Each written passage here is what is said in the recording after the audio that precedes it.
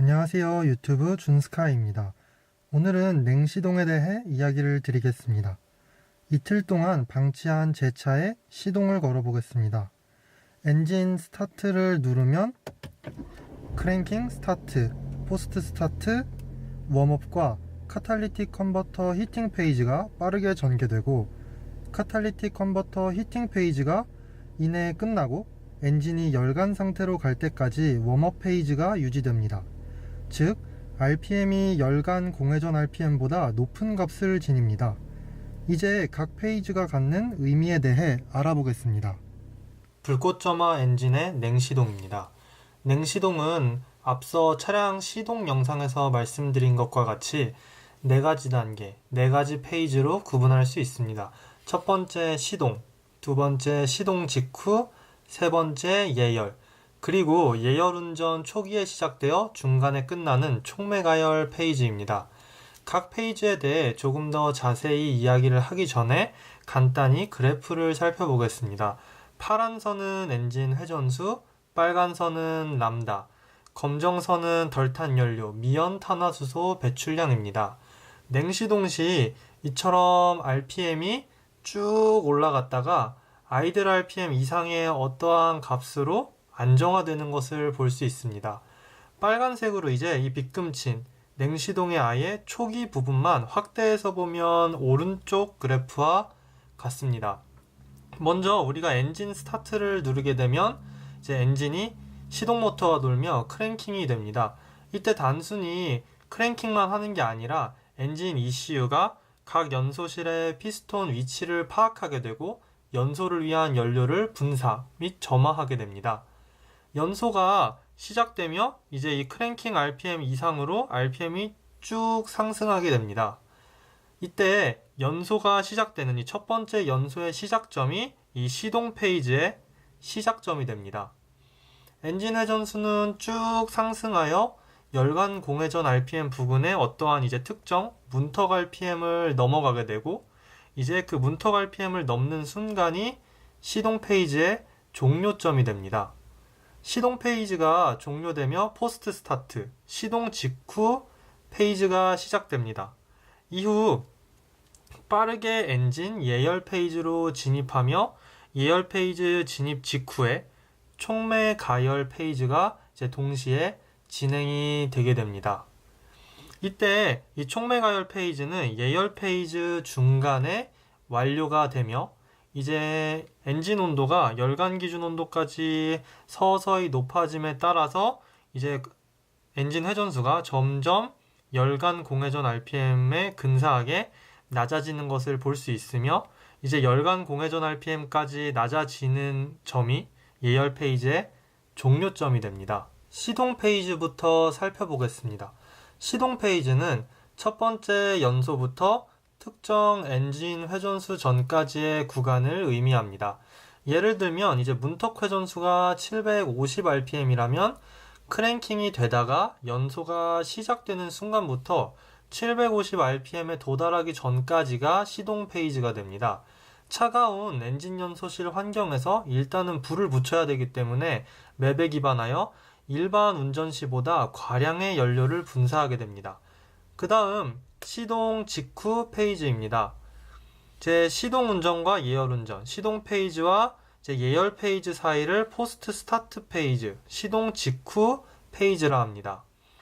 시동 페이지 때 시동을 위해 과량으로 받아들인 흡기와 연료 분사량을 점진적으로 줄여나갑니다.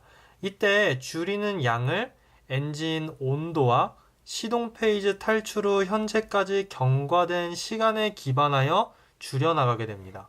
포스트 스타트 페이지를 빠르게 지나 엔진은 예열 페이지에 진입합니다. 여전히 엔진은 낮은 온도이기 때문에 이제 높은 토크 디맨드를 요구합니다. 엔진이 열을 받을 때까지 일반 운전보다 따라서 과량의 연료를 분사하게 됩니다.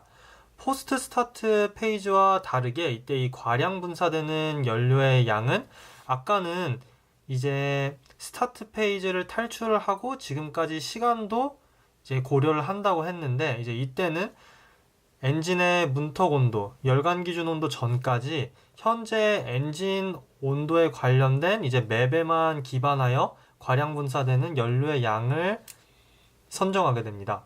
예열 페이지가 필요한 이유에 대해서 살펴보겠습니다.